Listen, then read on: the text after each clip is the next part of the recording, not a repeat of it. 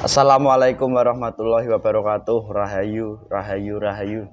Alhamdulillah para pemirsa dan juga para pemerhati dari channel Paduan Gaul yang budiman, dimanapun Anda berada, baik yang di Nusantara atau yang dari luar negeri, semoga tetap selalu diberikan kesehatan, keberkahan, dan juga mendapatkan sebuah pancaran hidayah dari Allah Subhanahu wa Ta'ala. Dan lebih-lebih Anda semua yang intens menyimak, semoga saja mendapat sebuah kepahaman, yang dimana dari kepahaman itu Anda semuanya akan terdorong untuk bergerak dari yang semula. Jikalau memang malas beribadah, semoga ibadahnya semakin baik. Ya, jikalau dulu sering marah-marah, semoga saja semakin paham. Semoga saja dari persifatannya sudah mulai membaik pula. Dan bagi pemirsa yang sakit, semoga saja penyakit-penyakitnya segera diberikan kesembuhan dalam wujud nyata dan tidak kambuh-kambuh lagi, begitu. Dan bagi pemirsa yang sudah memiliki masalah hidup, baik itu masalah rumah tangga, keluarga, dan juga masalah-masalah lain, semoga saja ada solusi nyata yang bisa diambil, ditemu, dan juga dilaksanakan, begitu. Dan alhamdulillah pemirsa, di kesempatan ini bahwasanya setiap manusia di dalam kehidupan masing-masing manusia itu pasti memiliki yang namanya pengalaman, di mana pengalaman itu terbagi antara pengalaman dohir dan juga pengalaman batin, atau dikatakan pengalaman spiritual atau supranatural. Dan di kesempatan ini kami akan membuat salah satu konten di mana ini berkaitan dengan pengalaman nyata dari salah seorang netizen yang memiliki pengalaman spiritual, di mana semenjak daripada orang tua atau bapaknya meninggal, dari netizen kami ini bisa melihat daripada banyaknya makhluk gaib, dan juga bisa mengetahui setiap gaib di dalam tubuh manusianya, salah satunya yang berada di dalam tubuhnya sendiri, di mana dikatakan bahwa dia melihat reinkarnasi daripada seorang putri dari Turki yang hidup tinggal di dalam jasadnya sekarang ini. Dan jika kita kembali flashback kepada sebuah pengalaman di channel Paduan Gaul yang lalu, bahwa hal-hal pengalaman spiritual itu sendiri bisa didapat oleh seorang manusia jika manusianya memang mendapatkan dorongan dari suplai dari leluhurnya yang dahulu kala memiliki daripada ilmu ataupun hal-hal lain. Dan juga mungkin ada kalanya yang mengalaminya melalui daripada sebuah keilmuan tertentu, dan ini murni dia tidak memiliki ilmu apapun. Dan di saat bapaknya meninggal, barulah kemampuan spiritual yang dimiliki manusia ini sangat luar biasa, dan juga sangat bisa diambil dampaknya, begitu. Dan seperti konten-konten yang lalu, jelas indigo itu arahnya kemana. Dan kami di sini akan coba dialog, benarkah ini kodam dari indigo atau hanya kodam keilmuan biasa, atau hal apa yang sampai membuat dia bisa tahu hampir dari setiap lapisan-lapisan di dalam gaib seorang manusia. Kami di sini alhamdulillah ditemani mediator Mas Ucup Riki. Assalamualaikum. Waalaikumsalam. Sehat Mas? Alhamdulillah sehat Mas. Siap Mas. Alhamdulillah siap. Oke. Salam-salam. Waalaikumsalam. Waalaikumsalam. Oke, mungkin itu saja pemirsa. Mohon izin, mohon doanya, semoga diberikan kelancaran dari awal hingga akhir video kita nanti, dan bisa diambil hikmahnya. Dan jika mengalami hal yang sama pun, semoga saja bisa mendapatkan solusi yang cepat dan juga berdampak positif dalam kehidupannya masing-masing. Mungkin itu saja. Semoga diberikan kelancaran. Amin.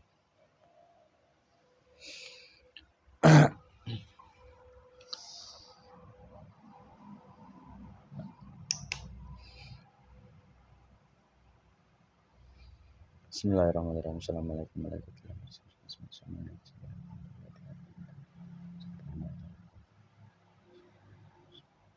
Bismillahirrahmanirrahim.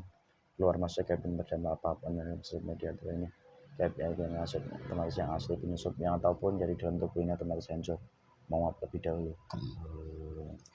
Penipunya hancur semuanya. Bismillahirrahmanirrahim. Salah satu gaib terkuat yang membantu penglihatan gaib di mata seorang manusia perempuan yang ada di foto yang saya tunjuk ini, salah satu gaibnya yang bekerja, yang asli. Ketarik ke tangan saya.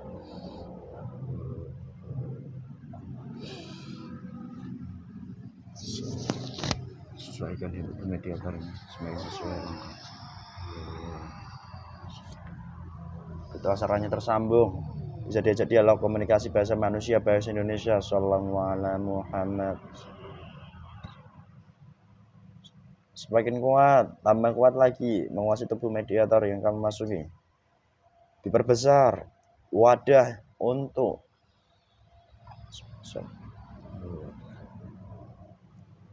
Din, golongan apa kamu? Bisa bicara? Golongan iblis. Kamu iblis, bukan jin kamu. Bukan. Dulu dari golongan apa kamu? Sebelum jadi iblis atau kamu asli iblis? Asli golongan iblis. Oh, loh, tadi saya hanya bermaksud menarik gaib yang membantu pengalaman spiritual, penglihatan gaib seorang manusia perempuan. Kok kamu yang menarik? Saya yang membantu selama ini untuk Hmm. melihatkan imajinasi itu. Kamu dari mana? Kau bisa dalam tubuh perempuan itu? Awal mulanya kayak apa? Ceritakan, jujur. Jika berbohong, Saya terpotong-potong. menitis dari kudam leluhurnya, menitis ke anak itu. Oh, Sebenarnya saya mengikuti itu anak itu dari kecil. Udah lama sebenarnya. Sudah. Namun mata batin atau mata gaib yang dimiliki dari seorang perempuan ini itu baru bisa diketahui saat orang tuanya meninggal. Itu bagaimana ceritanya kok bisa begitu? Padahal kamu sudah mengikutinya sejak lama. Tolong ceritakan. Kalau berbohong otomatis terpotong-potong. Jika tidak sesuai pun akan hancur. Biar seolah-olah itu dia mempunyai kelebihan yang diberikan oleh Tuhan. Oh, pada dasarnya seperti itu. Iya. Itu giringan dari bahasa kamu. Iya. Untuk merasakan. Saya seperti ini bisa melihat ini. Oh. Dan dari situ golongan kami semakin besar dalam tubuh manusia itu. Ya.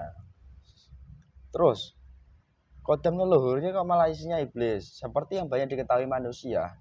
Kodam leluhur itu kan bukankah hanya mendampingi manusia, mengawalnya saja. Itu turun menurun dari mbah-mbahnya dulu. Mbahnya dulu orangnya seperti apa? Background ataupun dia sekilas mempunyai keilmuan sakti mandraguna di zaman dulu. Ilmu mata batin juga. Iya. Lalu begini, sebagai golongan makhluk gaib, kamu kan membantu jasad manusia, mengikuti jasad manusia, dan membantu jasad manusia bisa melihatkan sesuatu halnya. Itu caramu kayak apa? Padahal kamu makhluk gaib, sampai nyambung ke dunia nyata, alam nyata manusia itu kayak apa? Di matanya ini, di inderanya. Terus? Saya sudah ubah. Ubah golongan kami, supaya golongan kami itu bisa melihat. Dalam manusia itu, bisa tembus pandang. Tapi seolah-olah itu kebenaran. Namun yang sejatinya apa? Tipu daya bagi golongan kami. Oh, jadi gitu. Dan setiap dia di manapun tempat, dia pasti melihat yang namanya makhluk gaib. Hingga respon manusia itu sendiri kadang agak takut, kadang merinding. Itu gimana sebenarnya? Iya. Padahal dia bisa melihat gaib, kok takut? Golongan kami yang membantu itu selama ini. Untuk memperlihatkan, untuk membuat takut, itu seolah-olah kami juga yang bekerja. Oh, jadi begitu. Dan begini yang mau saya tanyakan kepada kamu. Itu anak itu juga diikutin seekor harimau. Oh, terdeteksi kodam harimau. Iya. Lalu apa dampak dari kodam harimau itu? Mungkin dia gagah, galak, atau seperti apa sih cirinya secara jasad? Membuat berwibawa itu. Oh, wibawanya semakin tinggi. Namun dari wibawa yang dibantu dari siluman harimau, itu ada dampaknya apa tidak? Ada. Apa dampaknya? Kalau sudah jatahnya, atau waktunya Ah. golongan itu akan mengambil jatah-jatahnya yang dia pernah bantu dulu. Oh, jadi begitu. Saya flashback kembali ke kamu. Sebagai makhluk gaib, sebagai iblis, kamu membantu penglihatan mata indera manusia atau dikenal dengan mata batin. Dan di mana mata batin ini sendiri sudah banyak diyakini bahwa mata batin itu adalah bagian dari perjalanan rohani manusia. Apakah benar seperti itu? Tidak. Terus? Itu hanya manusia bodoh yang menganggap itu semua. Loh, kok bisa bodoh mereka? Padahal mereka sakti kok. Asal usulnya orang itu mendapatkan mata rohaninya atau mata batin itu dari jalur yang mana? Kalau menuju jalur keilmuan seperti saya, golongan kami yang membantu itu. Oh, terus? Kalau jalur yang sebenarnya jalurnya kayak apa? Harus Kalau datang ke orang tempat itu, tertentu atau kayak apa caranya jalurnya? Yang mana ya? Jalur keilmuan. Yang asli, mata rohani. Kalau jalur yang asli itu, dia itu dianugerahkan kepada Allah. Dia tidak meminta apapun. Oh, terus? Hanya Allah yang mengakui kepada manusia itu. Ketika itu, manusia mencapai puncak ketakwaannya kepada Allah. Jadi mata rohani itu dimiliki oleh manusia yang dimana puncak ketakwaannya itu sudah sampai baru diberikan oleh Allah. Ya, benar. Jadi tidak sembarang manusia bisa mendapat mata rohani kalau begitu. Tidak semuanya bisa. Itu mempunyai proses yang sangat panjang. Di dalam manusia itu ada segi nafsu-nafsu itu yang menutupi semuanya. Terus menjadi penghalang. Ketika nafsu-nafsu itu dihilangkan secara perlahan, itu akan mudah. Oke, jadi begitu step untuk mendapat apa namanya yang dikatakan kamu tadi. Tidak semua manusia itu bisa dan mampu menjalankan. Loh, tapi pada dasarnya banyak manusia mengatakan mereka sudah bertakwa loh. Apa mereka bertakwa yang di jalur mana sih sebenarnya? Banyak mulut bisa bicara. Terus? Orang itu bertakwa. Tapi yang dilihat itu di dalam hati manusia. Jadi bisa bicara. Jadi takwa itu tidak bisa di apa namanya hanya diucapkan dengan lisan saja. Semisal kamu cara saya sudah bertakwa. Orang itu tidak akan tahu, akan percaya saja. Karena kamu sudah mengucapkan. Tapi dia tidak tahu dalam hati kamu seperti apa. Oh, jadi begitu. Oke. Lalu begini, mata batin yang dimiliki dari seorang perempuan ini itu kan titisan dari leluhurnya. Dan juga di mana dari perjalanan-perjalanan sedikit dikisahkan bahwa dia sendiri bisa mampu menembus lapisan dalam tubuh manusia. Salah satunya dia bisa melihat reinkarnasi di masa lampau yang sekarang menempati roh di masa lampau, yang hidup di masa lampau di sebuah negeri di Turki sana, itu menempati jasadnya. Apakah itu benar? Langsung bisa disimpulkan kebenaran mutlak atau sebenarnya itu tipuan dari klon kamu sih? Semuanya itu tidak benar sama sekali. Lo gak bisa begitu, jujur lo kamu. Iya. Kenapa? Golongan kami yang membuat seolah-olah itu dia ada keturunan, ada reinkarnasinya dari orang sana. Semisal dari ratu itu yang. Jadi begitu. Kamu yang membuat rekaan. Seolah-olah manusia itu bisa. Saya adalah keturunan orang di sana. Saya mempunyai keturunan seorang ratu di sana. Hingga akhirnya timbul sifat merasanya begitu yang kamu arah. Iya. Oh. Lalu sedikit saya menanyakan perihal reinkarnasi. Di dunia manusia sekarang ini, baik manusia yang memiliki keyakinan seperti kami atau memiliki keyakinan yang berbeda pula, itu kan ada yang meyakini bahwa reinkarnasi itu ada. Ada, itu pasti ada. Tapi tidak semuanya.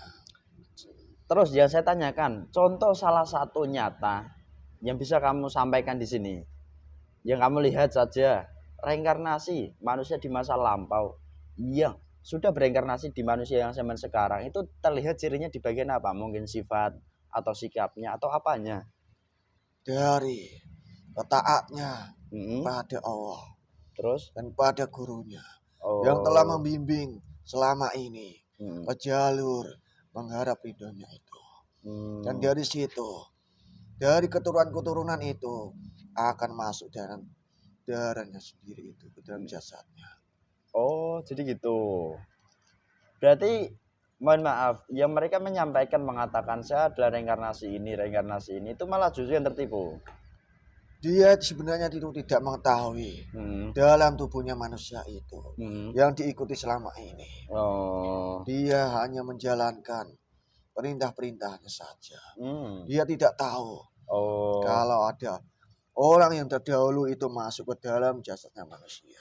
Oke, namun secara jasad manusia yang bisa dilihat, mungkin dia sikapnya seperti manusia masa lampau, atau perbuatan-perbuatannya kah, atau hal apa yang menonjol mungkin yang bisa kamu katakan di kesempatan ini? Kalau manusia mendapat reinkarnasi daripada golongan manusia pilihan di masa lampau. Itu sesuai karakter manusia di zaman sekarang. Itu mengikutinya. Tapi dia mempunyai akhlakul karimah. Oh, jadi ciri untuk melihat, nggak usah terlalu dalam lah melihat reinkarnasi manusia, itu terlihat dari akhlaknya. Kalau akhlaknya seperti manusia di masa lampau, itu setidaknya ada mungkin reinkarnasinya, karena dia sudah di jalur ketaatan yang sesuai, di mana ketaatan itu kamu mengatakan tersambung dengan seorang guru begitu. Iya, benar sekali. Namun di jalur ketaatan yang tidak tersambung, apakah ada reinkarnasinya? Kan banyak juga yang mengatakan tidak, atau yang berkoar-koar. Tidak bisa. Orang yang berkoar-koar dalam sebenarnya orang itu tidak mempunyai. Justru orang yang berdiam memperbaiki rohaninya itu sebenarnya yang mendapat reinkarnasi. Iya. Namun hal itu bisa dipinta nggak oleh manusia? Ya misalnya kadang manusia berdoa memohon pada Allah untuk diberikan reinkarnasi orang utama di masa lampau. Tidak bisa. Kalau dia merasa bangga, ternyata dia tahu-tahu tidak dapat apa-apa. Tidak bisa? Tidak bisa. Emang orang itu siapa? Seenaknya saja menyuruh Tuhannya untuk mengabulkan permintaannya. Oh, jadi begitu ternyata ya. Dia saja masih banyak kekurangan. Masih dilapisi nafsu-nafsunya sendiri. Untuk supaya mengakui keturunan si A ini. Oke. Terus ini yang ingin saya tanyakan kembali kepada yang kamu ikuti atau yang kamu bantu. Dikala kamu membantu memperlihatkan eksistensi kehadiran makhluk gaib lain dengan mata pandangannya, hal apa yang kamu dapatkan dari jasadnya? Saya sudah sebagai makhluk gaib mengambil rohnya dan sukmanya itu. Kok nggak meninggal jasadnya? Tidak, hanya sebagian, tidak semuanya. Roh yang mana yang kamu ambil? Pendamping? Bukan. Roh yang mana? Tidak usah kamu mengetahuinya. Yang penting saya mengambil cita-cita kami. Berarti semakin dia tambah tahun rohnya itu malah semakin kamu ambil, kan kamu banyak kamu ambil, akan kamu ganti. Orang itu akan mengalami kesakitan. Sebenarnya di dalam dadanya itu sudah merasakan sesak. Oh iya, memang dikatakan sering sesak nafas juga kepada kami. Itu berarti dampak dari kodam leluhur seperti kamu ini yang membantu pengalaman spiritual, itulah penglihatan gaib. Ulah kami semua. Karena golongan kami tidak tinggal diam. Dan terus yang mau saya tanyakan kepada kamu, kadang manusia kalau sudah mendapat hal seperti itu, mereka juga ingin melepaskannya. Apakah bisa dengan mudah hal-hal seperti itu dilepaskan Tidak semudah melalui itu. sebuah ilmu manusia atau melalui sebuah teori-teori manusia? Tidak semudah itu. Harus diputuskan. Heeh. Seolah-olah itu memutus Hmm. tali atau apa itu. Terus? Tidak bisa. Hmm. Karena golongan kami itu tidak terlihat. Oh, caranya kayak apa untuk memutusnya? Tidak mau menyebutkan. Kenapa? Kenapa? Ya Ada? golongan kami bahkan rugi. Loh, setidaknya dibocori lah. Kan banyak itu manusia yang Tidak. bisa memutuskan perjanjian, kodam, dan juga yang bisa membantu memberikan kodam, kan begitu. Apakah bisa melalui perantara orang-orang seperti itu? Itu yang mempunyai keilmuan. Keilmuan kesaktian. Dia seolah-olah menawarkan kodam leluhur atau kodam macan ke dalam tubuh manusia. Untuk jadi perewangan itu. Itu mudah. Golongan kami yang membantu untuk memasukkan. Golongan kami itu sangat suka sekali seperti itu. Namun untuk memutus orang-orang yang kapasitasnya seperti itu bisa nggak sebenarnya? Tidak. Loh kenapa dia bisa? Padahal dia punya ilmu loh. Dia hanya bicara. Seolah-olah itu terputus. Loh. Apa dia melihat kalau itu sudah terputus?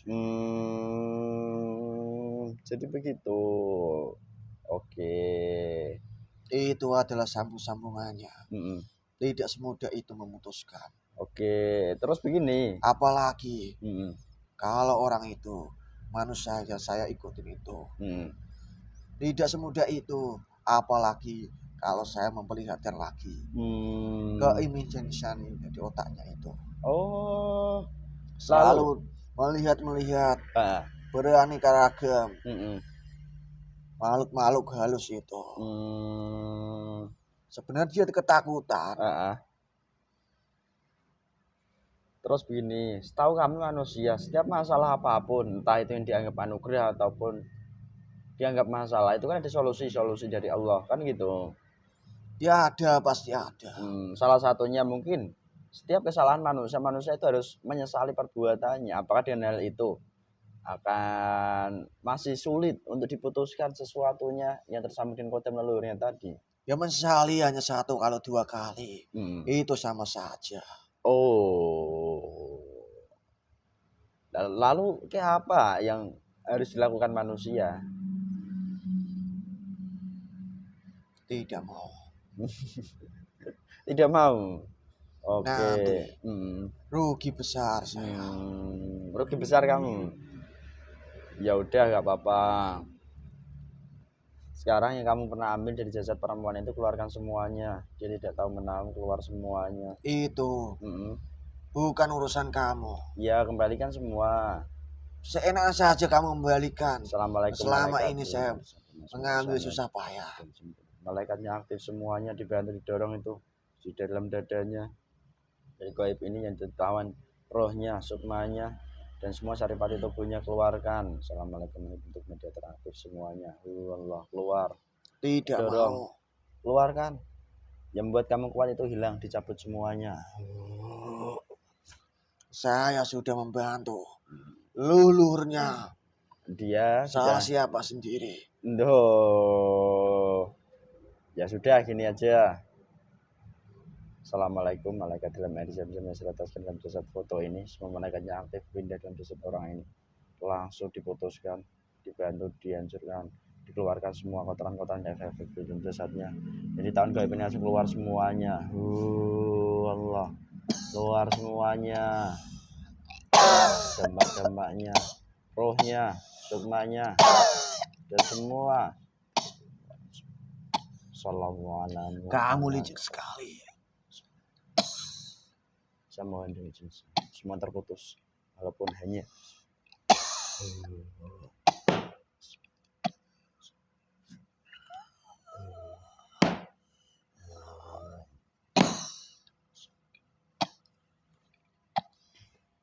kembali lengkap dalam jasadnya. Assalamualaikum. seluruh pasukanmu dan jasad orang yang difotoin seluruhnya ketarik ke tanah. Akan ada golongan lain yang akan masuk. Ya, Itu. biarkan nanti kan urusan manusia pribadinya. Kalau mau mengikuti arahan ya insya Allah itu. Tidak semudah itu. Ya, bismillahirrahmanirrahim. Assalamualaikum warahmatullahi wabarakatuh. Datang. Dikat gaib ini. Allah dan seluruh kotoran-kotoran racun dan gaib untuk tarik. Semakin erat, panas, mancar. Sudah bersifat dilempar. Dan efek-efeknya yang timbul, lempar.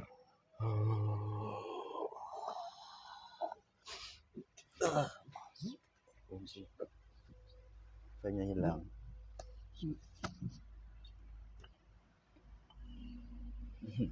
Alhamdulillah pemirsa, sedikit itulah adanya yang dimana dialami oleh salah satu netizen mengenai pengalaman spiritual perihal mata batin, dan alhamdulillahnya dari pemirsanya pun sudah menggunakan produk Al-Husani yaitu air zam-zam asma, tidak hanya sudah memperkuat positif dalam tubuhnya, dan lagi-lagi bahwasanya setiap kesalahan atau dikatakan anugerah atau diketahui oleh manusia keturunannya itu anugerah dari leluhurnya, bahwa pada dasarnya jika itu hakikatnya memang dari Allah tidak baik, maka dampak buruk akan dirasakan oleh manusia di kemudian hari. Dan perlunya di kesempatan ini bagi kita semuanya, wabil khusus kami maupun para pemirsa, semoga tetap berhati-hati dan tidak terlalu mengedepankan daripada sebuah pengalaman-pengalaman seperti itu, supaya apa, tidak terjadi nanti dampak yang lebih fatal ke depannya nanti. Dan lebih-lebih dari konten ini pun semoga saja kita sebagai manusia bukan bukan memelihara daripada kodam-kodam yang berdampak buruk dalam tubuh kita, namun setidaknya mengeluarkannya dengan cara yang sesuai dan benar begitu. Dan juga dari hal ini pula semoga bisa diambil hikmah dan manfaatnya. Dari kami jika banyak kekurangan kesalahan itu semuanya karena kebodohan kami sebagai manusia, mohon maaf yang sebesar-besarnya. Dan apabila ada sebuah kebaikan kebenaran itu bukan dari kami datangnya, semuanya tetap dari Allah Subhanahu wa taala. Cukup sekian dari kami. Wassalamualaikum warahmatullahi wabarakatuh. Rahayu, rahayu, rahayu.